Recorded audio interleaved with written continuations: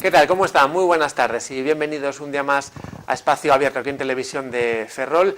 Hoy no solamente vamos a hablar de Ferrol y su comarca, sino que también lo haremos de la autonomía de Galicia, porque recientemente ya saben que el Parlamento gallego celebraba su debate del estado de la autonomía, un debate pues que nos ha dado algunos titulares y que hoy queremos analizar pormenorizadamente. Y posteriormente sí que hablaremos de Ferrol y su comarca, analizaremos los principales sectores económicos y su presente y también su futuro. Hablaremos de todos estos asuntos con nuestro invitado, que hoy es el portavoz del Bloque Nacionalista Galego en el Parlamento de Galicia, Francisco Jorquera. Muy buenas tardes, señor Jorquera, y bienvenido. Hola, buenas tardes, gracias por el convite. Bueno, es un placer, como siempre. Hablaba yo antes de ese debate del Estado de la Autonomía. Yo decía que se trataron algunos puntos en general, pero bueno, ¿qué balance inicial puede hacer el BNG de esto, no? Pois un balance crítico. Creo que se volveu a demostrar que temos un goberno da Xunta e un presidente, o señor Núñez Feijóo, instalado total e absolutamente na autocomplacencia. Un señor Núñez Feijóo que fixo un discurso máis propio dos antigos nodos do franquismo, onde nos pintou unha realidade que, por desgracia, non é a realidade que palpan os cidadáns todos os días. Un señor Feijóo que sigue sin comprender que o éxito dun gobernante non se mide pola súa capacidade de cumplir cos objetivos de déficit, sino que se mide pola súa capacidade de resolver os problemas dos cidadáns. E o que é certo é que Galicia está nunha situación dramática. Desde que o señor Feijóo é presidente, o paro se incrementou nun 70% no noso país, se incrementouse o número de persoas que viven situacións de exclusión social, hai 120.000 persoas en situación de pobreza relativa, e esta realidade dramática parece que non forma parte das prioridades do señor Feijóo. E ademais, desde o meu punto de vista, para o goberno da Xunta parece que gobernar é simplemente a administración do día a día, carece dun proxecto de goberno, carece dun proxecto de país, dun horizonte de futuro que ofrecerlle á sociedade galega, e as súas posicións, nun momento no que o propio modelo de Estado está en revisión, están conducindo a Galiza a irrelevancia política. E o problema é que a irrelevancia política vai acompañada sempre da irrelevancia económica e da irrelevancia social. Bueno, y hablando de ese debate, señor Jorquera, hay que hablar de acuerdos. Se llegaron a algunos, en concreto con su partido, simplemente se acordó reabrir la comisión de investigación sobre las antiguas cajas gallegas, ¿no? Ben, en primeiro lugar, vostede dixo que simplemente se chegou, e creo que ese é un dato importante. O Bloque Nacionalista Galego presentou 40 propostas de resolución, desde o meu punto de vista, moi ben fundamentadas, que afectaban a problemas de índole moi diversa, que teñen que ver co que son as prioridades reais da sociedade galega neste momento para sair da crise. O Partido Popular só foi capaz de aceptar unha, non? Volveu a demostrar que utiliza a súa maioría no Parlamento como un auténtico rodillo e a súa incapacidade de dialogar e de chegar a acordos. Pero, bueno, en calquer caso, esa proposta que prosperou unha proposta importante. A Comisión de Investigación sobre as causas que provocaron a quebra e a perda das caixas de aforros estaba totalmente paralizada no Parlamento galego, e consideramos que hai datos novos que exixen que esa comisión se reabra, que esa comisión investigue e que esa comisión chegue a conclusións. E en particular hai datos novos que demostran, por se non houvese xa poucas evidencias, que por parte de altos directivos destas caixas houve auténticas prácticas de saqueo, prácticas buscando un enriquecimento ilícito a conta de causar un grave prexuízo patrimonial á propia entidade, unha entidade que era patrimonio de todos os galegos e as galegas. O BNG nese sentido aportou datos que creo que son moi demostrativos destas prácticas de auténtico saqueo, e a Comisión pois ten que analizar estes datos.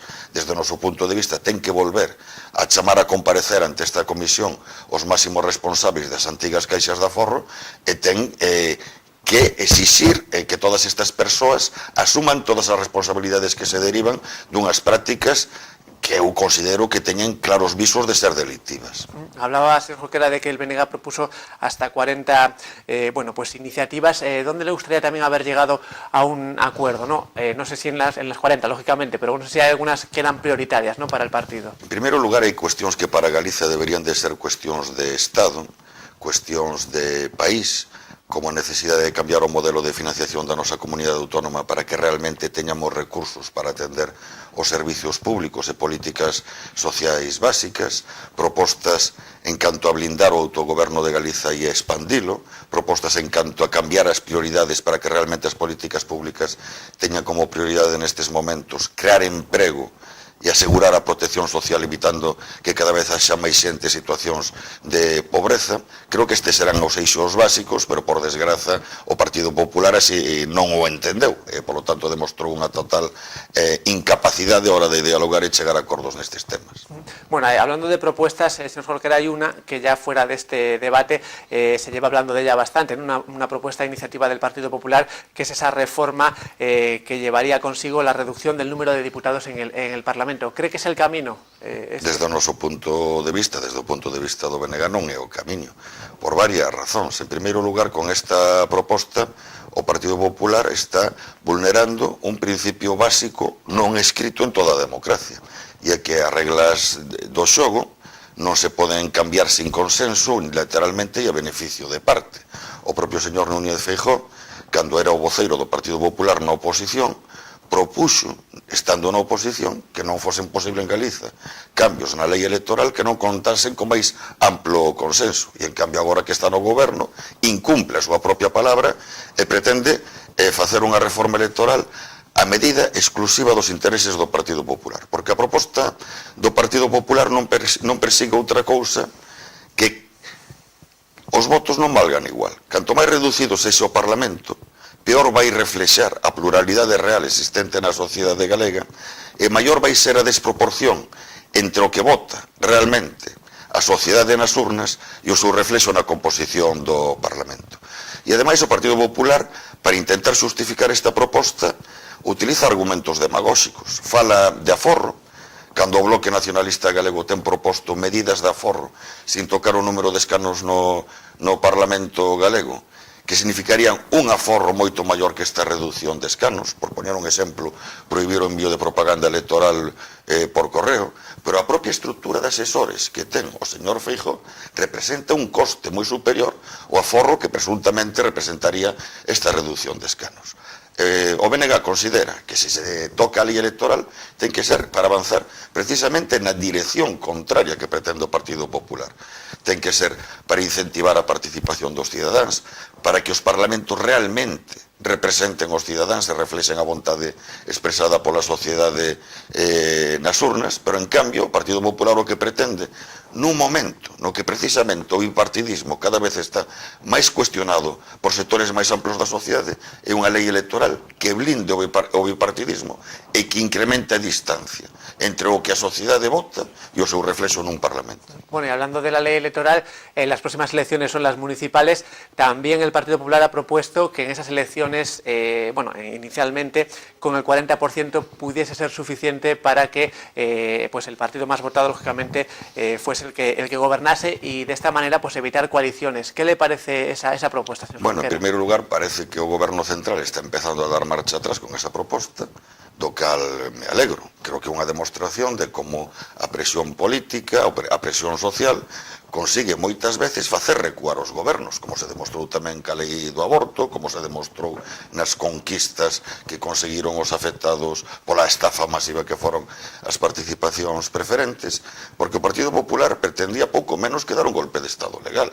É auténticamente incrível que ás portas dunhas eleccións municipais se pretendan cambiar as reglas de xogo. É como se nun partido de fútbol se cambia o regulamento cando faltan 5 minutos para o fin do partido. Pero ademais era unha proposta, a do Partido Popular, total e absolutamente antidemocrática. Non pretendía outra cousa que un partido sin maioría sin acadar nas urnas a maioría suficiente para ter maioría nunha corporación, en cambio tivese un premio en número de concelleiros que lle asegurase ter unha maioría absoluta na corporación que non lle deron os cidadáns e asegurarse a alcaldía. En definitiva, o Partido Popular non pretendía outra cousa que unha reforma legal a súa medida para asegurarse reter maiorías que sabe que neste momento ten perdidas na sociedade polo descontento social enorme que hai polas políticas que está practicando o Partido Popular.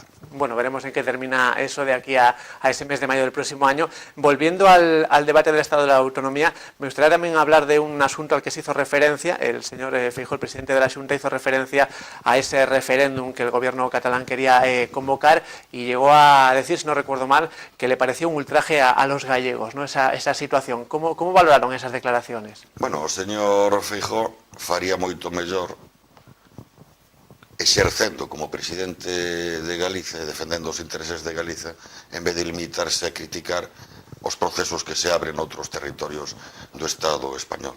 Desde o punto de vista do BNG, é un principio democrático elemental que un pobo ten que ter dereito a decidir libremente o seu futuro e as formas de relación que quere ter con outros povos. Se en Cataluña existe unha demanda mayoritaria da sociedade de querer expresarse, de querer expresar claramente que futuro quere para Cataluña e que forma de relación quere ter co Estado español, o lógico é que a sociedade catalana sexa consultada. Desde logo, o Bloque Nacionalista Galego non ten medo á democracia.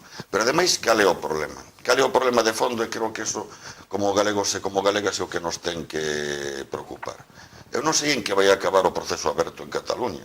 Non sei en que vai acabar o proceso que se vai abrir máis cedo que tarde no País Vasco, pero que estou convencido de que no Estado español hai síntomas evidentes de que estamos entrando nunha segunda transición, de que se vai reformular o modelo de Estado, que o pobo catalán e o pobo vasco, cando menos, van conseguir ampliar claramente os seus espacios de libre decisión, van conseguir reforzar claramente o seu autogoberno.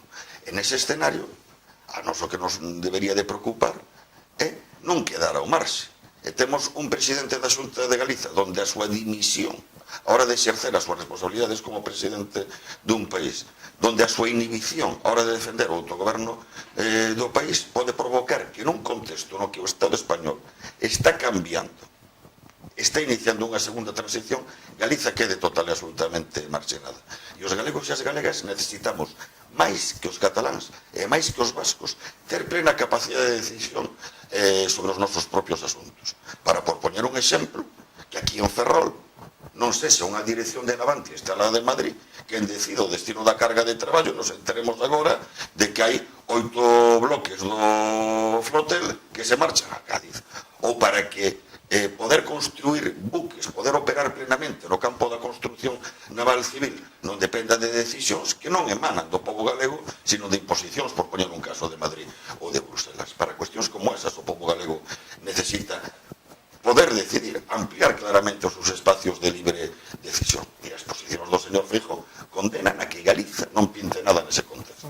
Y ahora que me habla de la comarca de Ferrol, le voy a preguntar por los últimos datos del paro, porque entre las comarcas de Ferrol y Muy-Ortegal ha vuelto a haber un ligero ascenso del desempleo después de unos meses de bajada. Se sitúa el desempleo en estas zonas en algo más de 18.100 desempleados, ¿no? ¿Cómo lo valora? Pues creo que é unha situación objetivamente dramática. A taxa de paro de Ferrol, con diferencia máis alta de Galiza, está situada en 10 puntos por riba da media galega. Na comarca de Ferrol é onde hai un porcentaxe máis alto de persoas que viven en situacións de práctica exclusión social e, polo tanto, creo que na comarca de Ferrol se está vivindo unha auténtica situación de emerxencia social e para iso é necesario cambiar as prioridades nas políticas públicas para facer fronte a ese problema, que realmente a creación de emprego sexa a prioridade fundamental e que se reforcen, en vez de recortar, as políticas sociais para asegurar que todos os cidadáns teñan dereito a uns índices de benestar dignos para evitar situacións de exclusión social como se dan nesta comarca. Por lo tanto, por desgraza, ese dato que vostede acaba de aportar non me ensinou ratificar unha situación dramática que desde hai tempo se dá nesta comarca. Bueno, si hablamos del sector naval, antes usted hacía referencia a ese desvío de algunos bloques al sur, al centro de Navantia en la provincia de Cádiz. Se ha hablado de ese porcentaje, alrededor del 2% del desvío. Para usted, ¿hasta qué punto es significativa ese desvío, ¿no?, de carga de trabajo? Vamos a ver, o problema é que un desvío de 2% de carga de traballo podería considerarse insignificante nun contexto onde na comarca de Ferrol a plantilla principal de Navantia está nunha situación clara de subactividade, onde nos últimos anos se destruíron máis de 4.000 empregos na industria auxiliar, que a miserma carga de traballo que hai, ainda por riba nunha parte se desvía outro esteleiro, é un auténtico insulto a esta comarca, que ao mesmo tempo nesta comarca se dá esa situación dramática en canto a índices de paro, índices de pobreza relativa, a que antes facíamos alusión. E creo que un dato máis de que existe un diseño por parte do Goberno Central coa complicidade da Xunta de Galiza de ir relegando o sector naval a un papel cada vez máis marginal e, sobre todo, dilo confinando a construción naval militar, renunciando o que ten que ser unha vocación dos asteleiros da Ría de Ferrol, que operar plenamente no campo da construción naval civil. Nos últimos meses houve unha serie de datos que, desde o punto de vista do BNG, corroboran claramente esta situación. Dunha banda renúnciase definitivamente á construción do dique flotante, doutra banda non se fixo nada para adecuar os asteleiros da Ría de Ferrol o escenario de fin do veto para poder operar plenamente no campo da construción naval civil. Doutra banda, prodúcese a integración de Navantia no Ministerio de Defensa, o cal denota unha clara vontade de confinala, de especializala na construción naval militar, que ademais é dependente da contratación pública, unha contratación pública que en contextos de crise como vivimos cada vez é menor, e polo tanto é un síntoma máis desta renuncia a operar plenamente no campo da construción naval civil. Creo que, por desgracia, existe unha vontade, un diseño claro por parte do Goberno Central, coa complicidade da Xunta de Galiza, de condenar a irrelevancia a un sector que é a columna vertebral desta comarca, é o motor para poder iniciar a recuperación económica desta comarca. Sin duda que es importante ese sector naval. Bueno, ya para terminar y mirando al futuro, próximamente en el Parlamento de Galicia también se va a hablar de los próximos presupuestos autonómicos.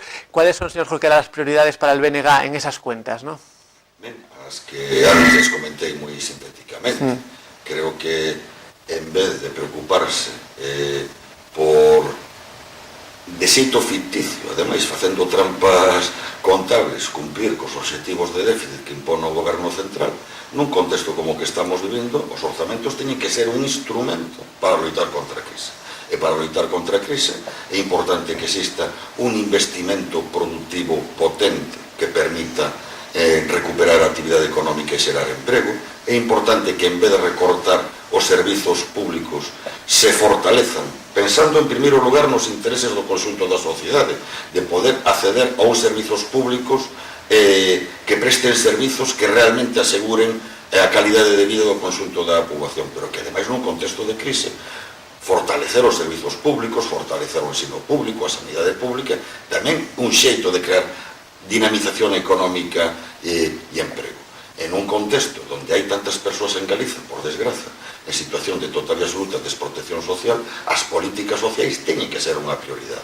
Por lo tanto, desde o noso punto de vista, é necesario un xiro de 180 graus na orientación das políticas públicas, tamén das políticas presupuestarias, porque son unha ferramenta básica nun contexto de crise para loitar contra a crise, para crear emprego e para asegurar a cohesión social, a igualdade de oportunidades frente ao incremento brutal das desigualdades que estamos vivindo no noso país. Pues estaremos atentos a ese nuevo debate por los presupuestos en Galicia, y ya agradecemos al portavoz del BNG en el Parlamento, Francisco Jorquera, que una vez más haya estado aquí con nosotros en Espacio Abierto. Pues muchas gracias a ustedes, para mí fue un placer como siempre. Bueno, y para nosotros también es un placer que ustedes estén ahí. Ya saben que este y otros programas los pueden volver a ver en nuestro canal de televisión a la carta en YouTube. También pueden seguirnos por Facebook leyendo las últimas novedades, y en directo nos pueden seguir también por la web en tvferrol.es. Gracias por estar ahí, hasta luego.